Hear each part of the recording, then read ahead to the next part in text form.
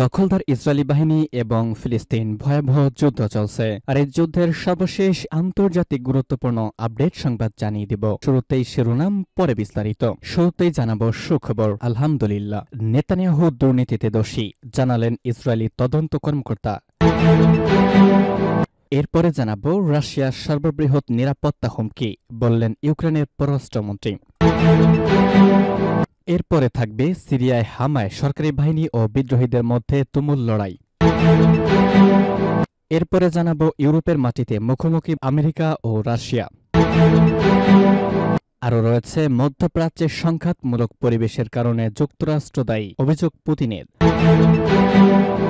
এবং সর্বশেষ জানিয়ে দিব, বাংলাদেশে নয় ভারতে শান্তিরক্ষী বাহিনী পাঠানো উচিত, বললেন বাংলাদেশের স্বরাষ্ট্র উপদেষ্টা। ভিউয়ার্স, এতক্ষণে শুনছিলেন গুরুত্বপূর্ণ সংবাদ শিরোনাম, এবারে বিস্তারিত। নেতানিয়াহু দুর্নীতিতে দোষী, জানালেন ইসরায়েলি তদন্ত কর্মকর্তা। ইসরায়েলের প্রধানমন্ত্রী বেনিয়ামিন নেতানিয়াহু নিশ্চিতভাবে দুর্নীতিতে দোষী সাব্যস্ত বলে জানিয়েছেন দেশটির একজন সাবেক তদন্ত কর্মকর্তা। এলি আয়াসাক নামে নেতানিয়াহুর বিরুদ্ধে দুর্নীতির অভিযোগ তদন্তে নেতৃত্ব দেওয়া সাবেক এই পুলিশ কর্মকর্তা জানিয়েছেন তিনি নিশ্চিত প্রধানমন্ত্রী দোষী। পুলিশের ব্রিগেডিয়ার জেনারেল হিসেবে অবসর নেওয়া আসায়াক 2018 সালের মাঝামাঝি থেকে 2019 সালের শুরু পর্যন্ত নেতানিয়াহুর বিরুদ্ধে ঘুষ, প্রতারণা এবং বিশ্বাসভঙ্গের অভিযোগ তদন্তে নেতৃত্ব দিয়েছিলেন। তিনি 2021 সালে মার্চে দীর্ঘ 36 বছরের চাকরি জীবন থেকে অবসর নেন। এলি আসায়াক গতকাল ইসরায়েলি পত্রিকা হারেসকে বলেন, আমি 36 বছর পুলিশে কাজ করার পর 58 বছর বয়সে অবসর নিয়েছি। আমাকে সরিয়ে দেওয়া হয়নি, তবে বুঝতে পেরেছিলাম যে আমাকে আর পদোন্নতি দেওয়া হবে না। এর সম্ভাব্য কারণ হতে পারে যে আমি এ ধরনের সংবেদনশীল মামলাগুলো পরিচালনা করেছি। নেতানিয়াহুকে জিজ্ঞাসাবাদের বিষয়ে বিস্তারিত জানাতে অস্বীকৃতি জানিয়ে আসায়াক বলেন, তিনি এখনও মামলার সাক্ষী হতে পারেন। তিনি উল্লেখ করেন যে জিজ্ঞাসাবাদের সময় প্রধানমন্ত্রী কখনো কখনো রাগান্বিত হয়ে মেজাজ হারিয়ে ফেলেন। এই মামলা তদন্তে তিনি তার ক্যারিয়ারের সবচেয়ে দক্ষ এবং পেশাদার তদন্তগুলোর একটি বলে বর্ণনা করেছেন। আসায়াক বলেন, 9 মাসেরও কম সময়ে আমরা তদন্ত সম্পন্ন করি এবং প্রতিবেদনটি স্টেট প্রসিকিউটরের দপ্তরে পাঠাই। একই সঙ্গে তিনি একে সাদা পোশাকধারী অপরাধীর ক্ষেত্রে এখন পর্যন্ত সবচেয়ে দ্রুত তদন্ত বলে উল্লেখ করেন। তার কাছে জানতে চাওয়া হয় তিনি নেতানিয়াহুকে দোষী মনে করেন কিনা। জবাবে আসায়াক নিশ্চিতভাবে বলেন, আমি যদি নিশ্চিত না হতাম তবে অভিযোগ গঠনের সুপারিশ করতাম না। 2019 সালের নভেম্বর মাসে তৎকালীন অ্যাটর্নি জেনারেল আভিচাই ম্যান্ডেলব্লিট নেতানিয়াহুর বিরুদ্ধে 3টি মামলায় দুর্নীতির আনুষ্ঠানিক অভিযোগ দায়ের করেন। নেতানিয়াহু আগামী মঙ্গলবার তেল আবিব জেলা আদালতে তার বিরুদ্ধে আনা এসব দুর্নীতির অভিযোগ থেকে নিজেকে রক্ষা করতে সাক্ষ্য দিবেন। নেতানিয়াহুর বিচার 2020 সালে জেরুজালেম জেলা আদালতে শুরু হয়, তবে তিনি তার বিরুদ্ধে আনা সব অভিযোগ অস্বীকার করে আসছেন। রাশিয়ার সর্ববৃহৎ নিরাপত্তা হুমকি, বললেন ইউক্রেনের পররাষ্ট্রমন্ত্রী।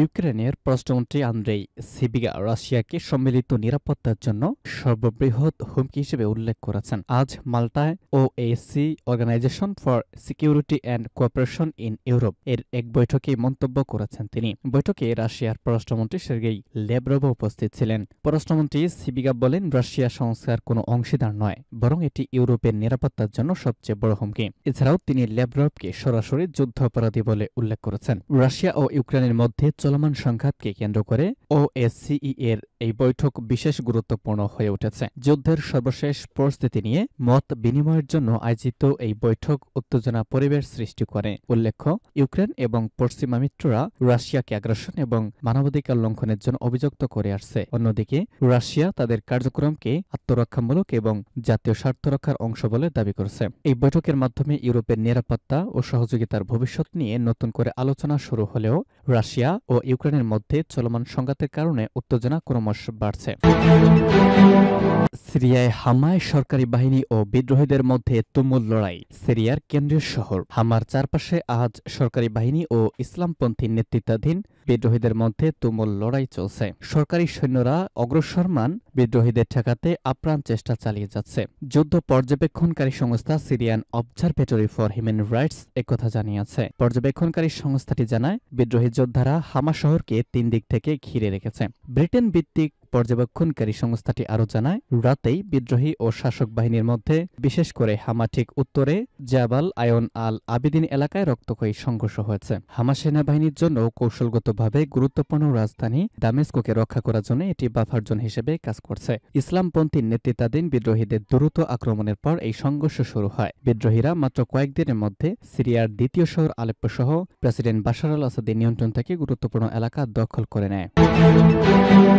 ইউরোপের মাটিতে মুখোমুখি বৈঠকে বসছে আমেরিকা ও রাশিয়া।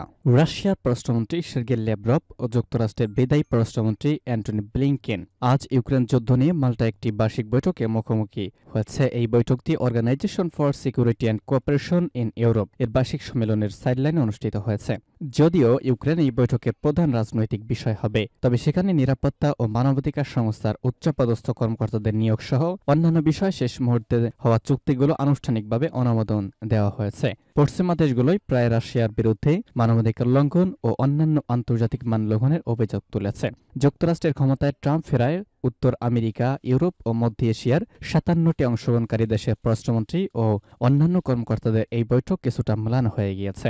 ট্রাম্পের উপদেষ্টারা ইউক্রেন যুদ্ধের ইতি টানতে কাজ করছেন। তারা যে পরিকল্পনা করছেন তাতে ইউক্রেনের বড় অংশ রাশিয়ার হাতে চলে যাবে। এমনকি ইউক্রেনকে সামরিক জোট ন্যাটোর সদস্যপদও দেওয়া হবে না। তবে ট্রাম্প ক্ষমতায় আসার ঠিক 1 মাস আগে পশ্চিমা দেশগুলো ইউক্রেনের প্রতি তাদের সমর্থন পুনর্ব্যক্ত করার পরিকল্পনা করেছে। অন্যদিকে রাশিয়া সম্ভবত এই সংস্থার সমালোচনা করে নতুন শুরু করবে।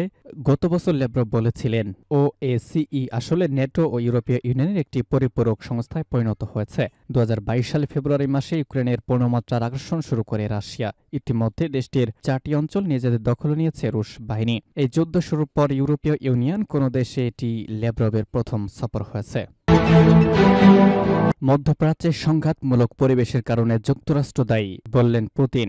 মধ্যপ্রাচ্যে চলমান সংঘাতমূলক পরিবেশের কারণে মার্কিন যুক্তরাষ্ট্রকে দায়ী করেছেন রাশিয়ার প্রেসিডেন্ট ভ্লাদিমির পুতিন। আজ এক প্রতিবেদনে খবর দিয়েছে আনাদোলু এজেন্সি। রাশিয়ার দ্বিতীয় বৃহত্তম এবং গুরুত্বপূর্ণ রাষ্ট্রীয় মালিকানাধীন ভিটিবি ব্যাংক আয়োজিত এক বিনিয়োগ সম্মেলনে বক্তৃতায় পুতিন বলেন, সংকট থেকে বের হতে মস্কোর নতুন লজিস্টিক চিন্তা একটি অনিবার্য প্রক্রিয়া। এতে অর্থনীতি ও বাণিজ্য বৃদ্ধি এবং ভূ রাজনৈতিক ঝুঁকি মোকাবেলা করতে হবে। ইউক্রেনের সেনা অভিযান শুরুর পর থেকে ইউরোপের নিষেধাজ্ঞায় এখন রাশিয়া ও আফ্রিকার সঙ্গে রাশিয়ার তেল বাণিজ্য হচ্ছে। ক্ষতিপূরণ হিসেবে রাশিয়াকে মূল্য ছাড়ে বিক্রি করতে হচ্ছে জ্বালানি তেল। এশিয়া এবং আফ্রিকা মহাদেশের মধ্যে হচ্ছে এই বাণিজ্য।